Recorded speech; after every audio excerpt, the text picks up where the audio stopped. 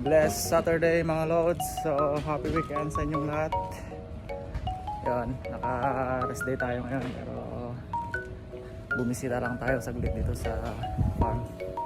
Kasi naka-rest day din si boss. Morning, all good? Set up lang natin tong mga tropa natin. Tapos mamalengke tayo sa Windsor. Bili tayo ng mga supply natin. So ganito lang ang trabaho ng farmer dito sa Canada guys. Yan.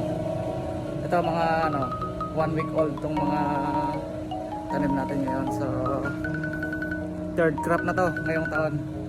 Diba? Napakabilis. Parang kailan lang nung nag-update tayo ng first, second crop, ngayon third crop na ulit.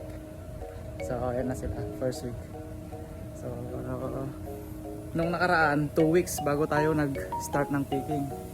So ngayon ito pang pa lang dito sa greenhouse. Saktong 1 week pa lang niya. So nag-start na tayo ng picking nung Thursday, which is Wednesday afternoon kami nag-start ng planting last week. And then Thursday this week nag-start na tayo ng picking. So yun yung mga ginagawa natin dito sa greenhouse. Masarap maging farmer guys. Let's go.